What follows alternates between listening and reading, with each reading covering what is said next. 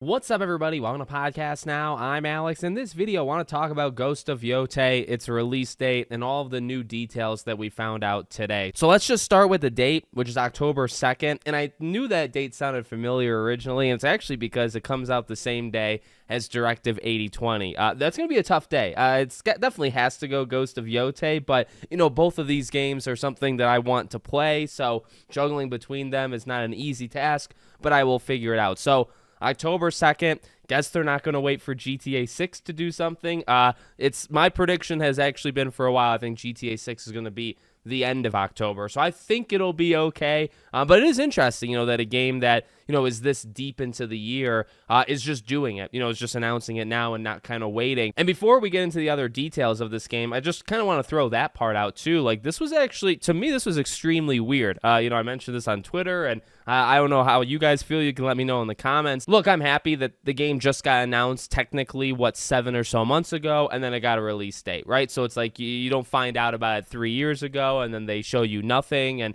really like the same way that Wolverine or something did. Wolverine being in the PlayStation family, other games have absolutely done it as well. But at the same time, to do it and to not do a state of play, to not do a showcase, to not do, like, we just got Death Stranding 2s, and they did literally like an entire presentation with Hideo Kojima. We got like a 9-minute trailer. Now that's kind of his style, but they did like a whole presentation, and they just so happened, well, not just so happened, but they announced the release date with that. So this one just kind of felt refreshing, but also kind of felt weird at the same time. It's like, man, I didn't really expect them to almost, we just got the Oblivion shadow drop. This isn't shadow dropping a game, but I didn't really expect a release date to just drop today, kind of randomly, kind of without any pressure, for them to do it. They just did it. But regardless, I don't want to hang on that too long. So the other main details are thus. I want to kind of talk about the structure of this game because that's a pretty big part to it. So they pretty much explain what this game is, right? So there's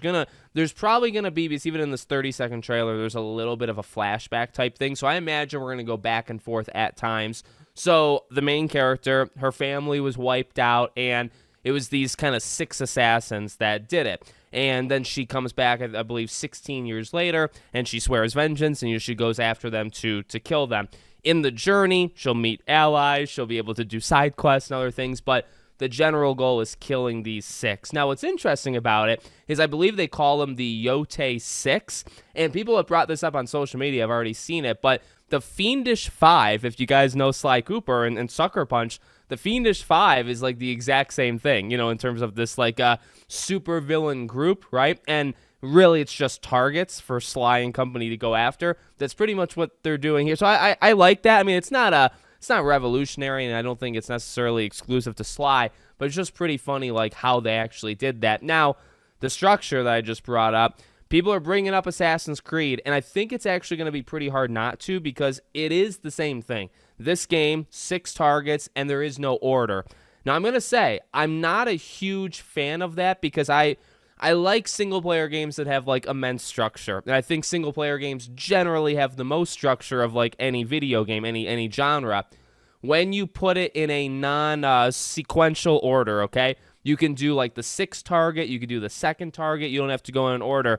The story beats and the pacing and the, I don't know, just how it kind of leads you from point A to point B, it's got to be done almost in a different way, right? Like, the story implications have to almost be outside of those targets because if they're connected to the targets, it's not going to work, in an order. So I'm not concerned because Sucker Punch, I think, is just so good, and I feel very comfortable with them. But it is something I'm keeping an eye on. And, again, it does definitely go to Assassin's Creed. Like, they even say in the blog post, they want you to explore at your own pace. They want you to go where you want to go. You handle the targets how you want to handle them. In the middle of that, you'll do side quests. You'll meet allies. You'll do side activities. You'll do all sorts of stuff. We'll see which one's better at the end of the year. But, as of right now, they sound very similar. But, by the way, that doesn't, like, take anything away from anything. I'm very excited for this game. It's interesting that the structure of it is just extremely, extremely similar. Pre-orders are opening up on May 2nd. And then I guess the final kind of big news of this entire arc is, so they announced the editions and they announced the price, right? So standard edition is $70, deluxe edition is $80. And then Collector's Edition, which looks pretty good, doesn't have a steel case or steel book, which, is not ideal, but the mask looks freaking awesome. $250. So 70, 80, 250. I will probably end up just getting the standard edition, but to throw out like, well, is that a big deal or why is it a big deal?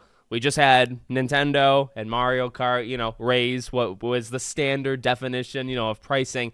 Interesting that this doesn't follow suit. I imagine it's not this game specifically. I imagine games will, whether it's GTA, whether it's games this fall, whether it's games next year, or maybe whether it's games for the next generation of consoles. Maybe we have to wait 2 or so years. I think companies will jump faster. So, not necessarily this game's problem or Sucker Punch's problem, but this game, $70. $70 is still a lot of money, but they don't raise the price like Mario Kart did. So let me know what you guys think in the comments. Make sure, as always, you're subscribed to the channel, bell icon turned on, and I hope to see you all on the next one.